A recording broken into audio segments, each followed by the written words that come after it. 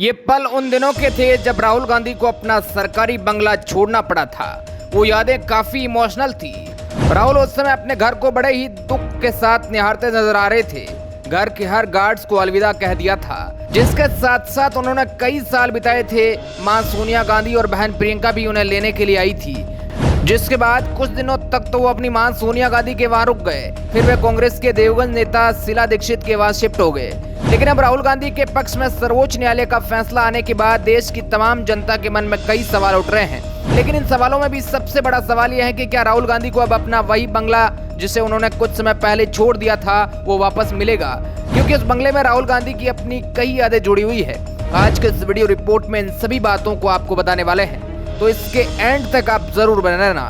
सबसे पहली बात है कि जब राहुल गांधी को सजा सुनाई गई थी, तब उसके कुछ दिन बाद बंगला खाली करने के ऑर्डर आ गए थे। हालांकि इसे खाली करने का वक्त भी दिया गया था, लेकिन राहुल गांधी को अपना बंगला कब मिलेगा, कौन सा मिलेगा, क्या वापस वही बंगला मिलेगा, इस बंगले को लेकर हम इतनी बात क्यों कर रहे हैं? इसकी बड़ी वजह यह भी है कि उन्होंने इस बंगले में अपने 19 साल बिताए थे। अगर कोई आदमी केवल 1 साल ही किसी घर में गुजारता है तो वो उसे अपना एक सदस्य की तरह मानने लगता है, लेकिन राहुल गांधी ने तो वहाँ पर 19 साल बिताए थे। वो वीडियो तो आपने देखा ही होगा कि कैसे राहुल अपने घर से भावुक होकर निकले थे। इस पूरी जानकारी को जानने के लिए हमें भारत के नियम, कायदे, कानून को जानना होगा, क्योंकि नियमों के तहत ही बंगला दिया और लिया जाता है। सांसदों को रहने के लिए केंद्र सरकार आवास मुहैया करवाती है। अगर किसी सांसद को घर आवंटित नहीं किया गया और वो दिल्ली आकर किसी होटल में ठहरते हैं, तो उसका किराया भी सरकार की तरफ से ही दिया जाता है।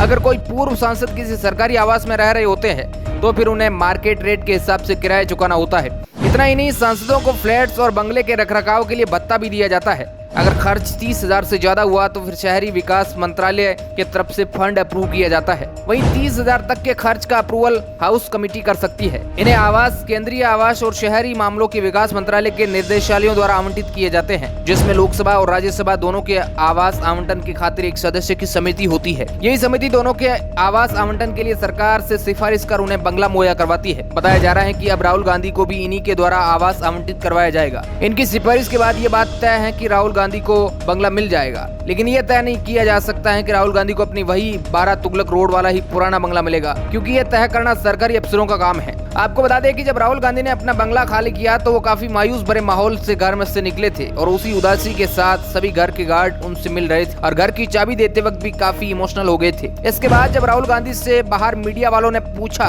तो उन्होंने कहा कि ये बंगला मुझे हिंदुस्तान की जनता ने दिया है, इसलिए सबसे पहले मैं उन्हें धन्यवाद करना चाहता हूँ। लेकिन अब ये सच्चाई बोलने की कीमत है जो मैं चुकाने जा रहा हूँ, और मैं उसे चुकाता ही रहूंगा, चाहे वो जो भी कीमत क्यों ना हो, मैं चुकाता रहूंगा। वैसे आपको क्या लगता है, क्या राहुल गांधी को अपना यही बंगला मिलेगा? Bureau report, R media network.